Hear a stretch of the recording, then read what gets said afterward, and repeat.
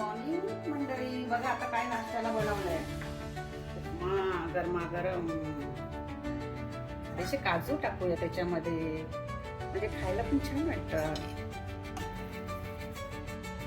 मंडळी या उपम्यावर ही मी चटणी बनवली डाळ शेंगदाणे टाकून. तर साऊथ इंडियन रेस्टॉरंट मध्ये मी एकदा खाल्ली होती, फार छान लागली म्हणून मी बनवली आहे. तर बघू आता ही खाऊन कशी त्याच्यावर लागते ते.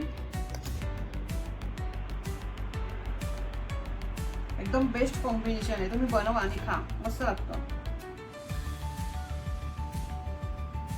मंडळी आता जेवून घेऊया. बघा काय बनवलंय. हे पनीर भुर्जी आहे, चना मसाला आहे, त्याचा रस्सा बनवलाय, भात चपाती आणि सॅलड. चला मग या जेवायला.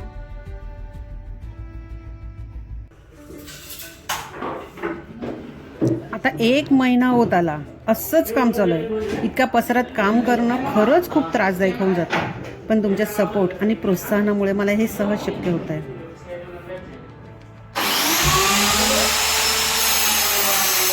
संध्याकाळच्या जेवणात हलका आहार पाहिजे ना, म्हणून हा खिचडी भात केलाय, पापड लोणचं आणि सकाळचं जेवण आहे. आता याच्यावर मस्तपैकी तूप टाकणार आहे आणि गरमागरम खाऊन घेणार आहे.